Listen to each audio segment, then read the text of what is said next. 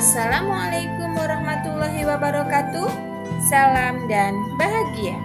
Jumpa lagi dengan saya, Siti Nurjana, guru SMP Negeri 7 Kota Sorong, calon guru penggerak angkatan 11. Pada video ini, saya akan memaparkan koneksi antar materi modul 2.2 pembelajaran sosial dan emosional. Pertanyaan pemantik 1.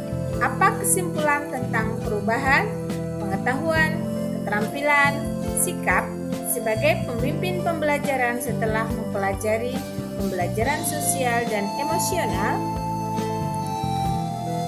Setelah mempelajari pembelajaran sosial dan emosional di modul 2.2 ini, saya menjadi lebih paham tentang pembelajaran sosial dan emosional, yang menjadi salah satu cara untuk mewujudkan pembelajaran yang berpihak kepada siswa.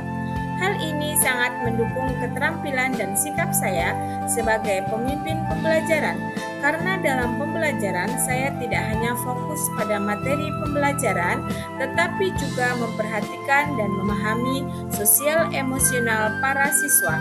Dengan memahami pembelajaran sosial emosional, saya tidak hanya memperhatikan otak siswa, tetapi juga memperhatikan hatinya. Pertanyaan pemantik 2. Apa kaitan pembelajaran sosial dan emosional yang telah Anda pelajari dengan modul-modul sebelumnya? Kaitan modul 2.2 dengan modul 1.1. Modul 2.2 yang mempelajari tentang pembelajaran sosial emosional sangat mendukung isi dari modul 1.1, yakni filosofi pendidikan Ki Hajar Dewantara.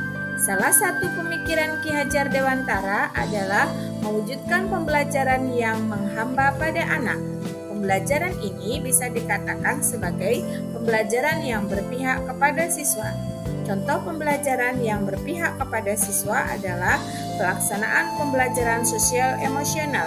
Jadi, guru tidak hanya fokus materi saja, namun juga harus peka terhadap kondisi sosial emosional siswa, sehingga siswa bisa mengikuti pembelajaran dengan rasa aman, nyaman, dan tentunya bahagia. Kaitan modul 2.2 dengan modul 1.2. Modul 2.2 sangat terkait dengan isi modul 1.2 tentang nilai dan peran guru penggerak. Dengan memahami dan memiliki nilai dan peran guru penggerak, seorang guru akan lebih mudah dalam menerapkan pembelajaran sosial dan emosional.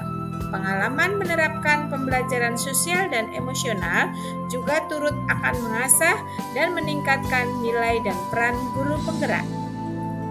Kaitan modul 2.2 dengan modul 1.3, pembelajaran sosial dan emosional akan sangat mendukung visi guru penggerak yang merupakan materi di modul 1.3. Untuk mewujudkan visi guru penggerak, pembelajaran sosial emosional bisa menjadi salah satu caranya. Kaitan modul 2.2 dengan modul 1.4. Pembelajaran sosial dan emosional bisa dilakukan dengan beberapa cara oleh guru, di antaranya dengan pembelajaran eksplisit, integrasi dalam pembelajaran, dan menciptakan iklim kelas dan sekolah. Semua itu akan sangat mendukung budaya positif di sekolah yang sudah dipelajari di modul 1.4. Kaitan modul 2.2 dengan modul 2.1. Modul 2.2 akan sangat mendukung isi modul 2.1, yakni tentang pembelajaran berdiferensiasi. Dengan mengintegrasikan pembelajaran berdiferensiasi dengan pembelajaran sosial dan emosional, guru akan memberikan pembelajaran yang lebih bermakna kepada siswa. Pengalaman dan pemahaman saya.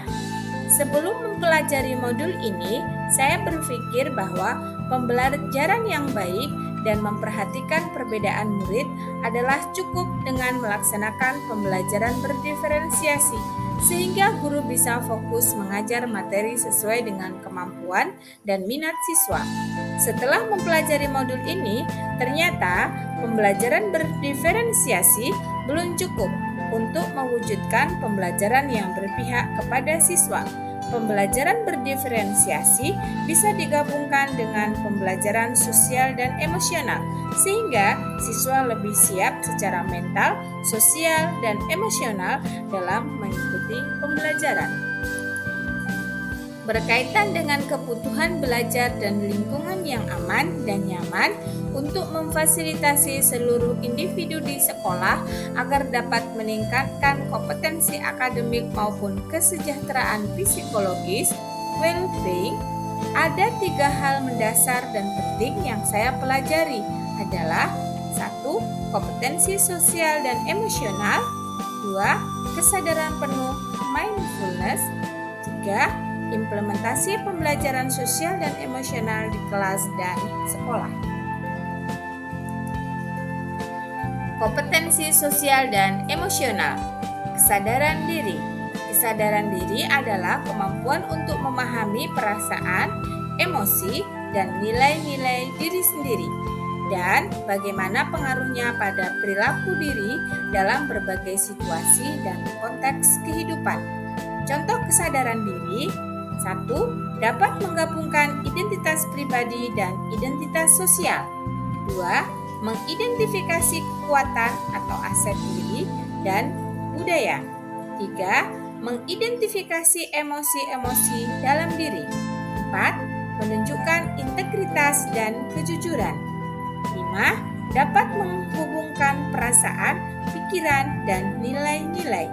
6. Menguji dan mempertimbangkan prasangka dan bias. 7. Memupuk efikasi diri.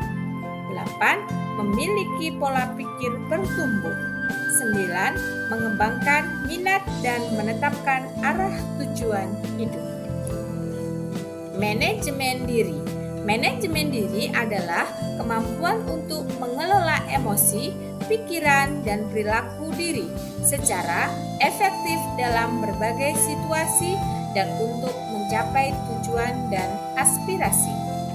Contoh manajemen diri: 1. Mengelola emosi diri.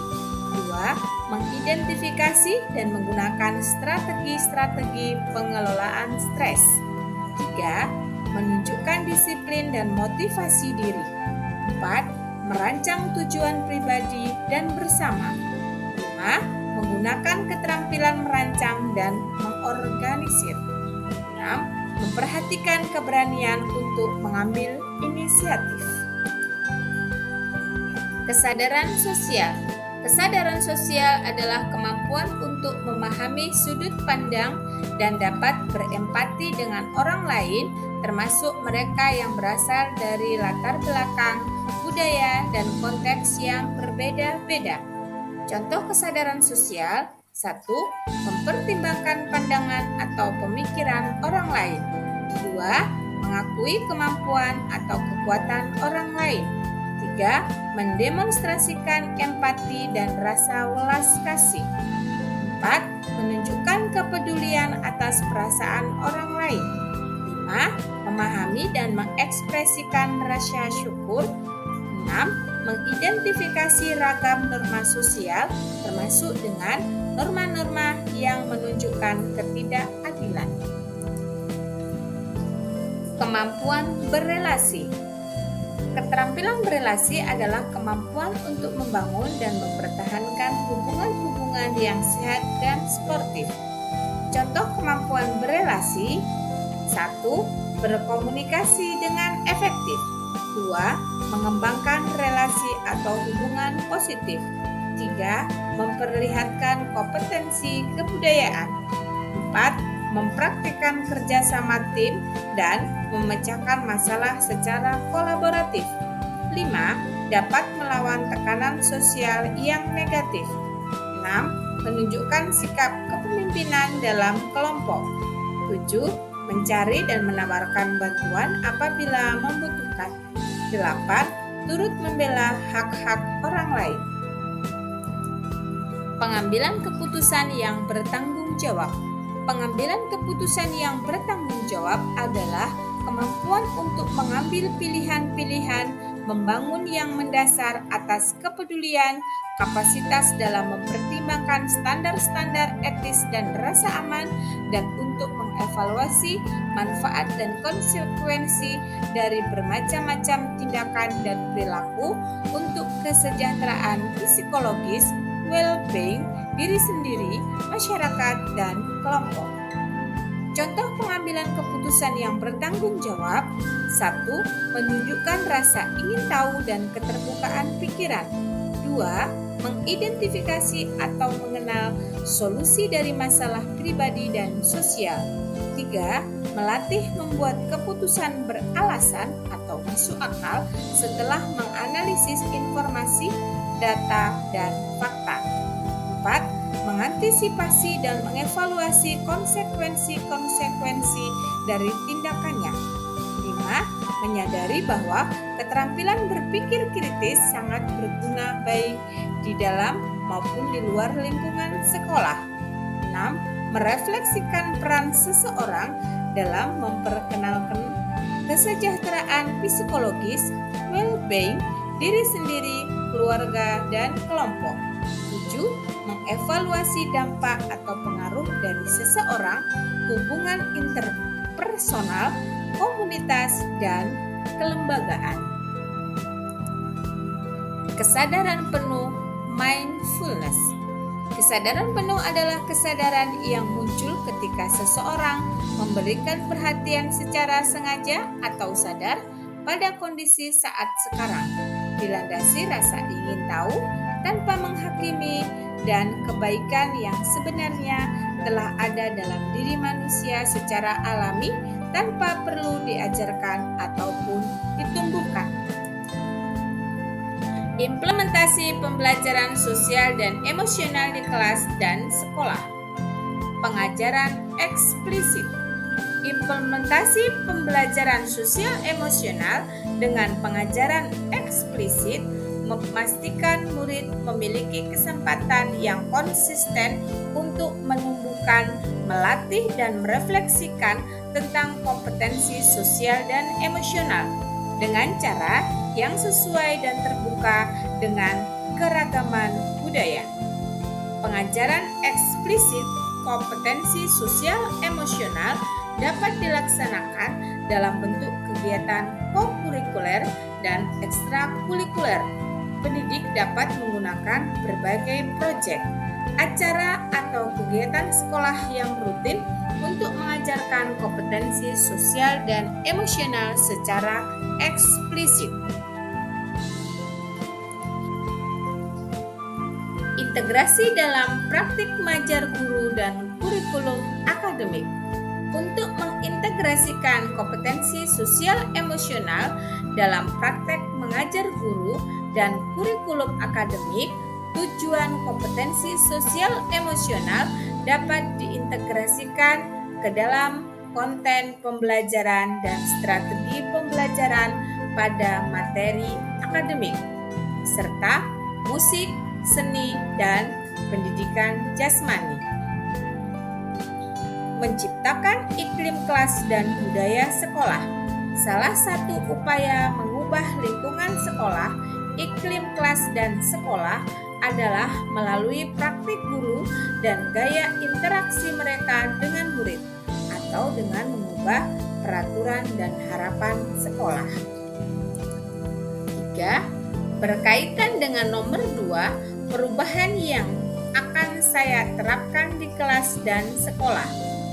Bagi murid-murid, saya akan merencanakan dan melaksanakan pembelajaran berdiferensiasi diintegrasi dengan pembelajaran sosial dan emosional.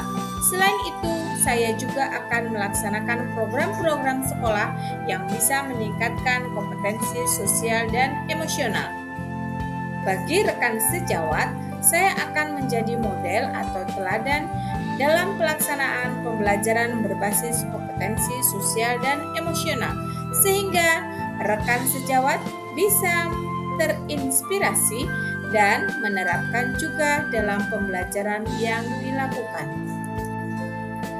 Demikian pemaparan dari saya. Semoga bermanfaat dan menginspirasi. Terima kasih. Salam guru penggerak, tergerak, bergerak, dan menggerakkan. Wassalamualaikum warahmatullahi wabarakatuh. Salam dan bahagia.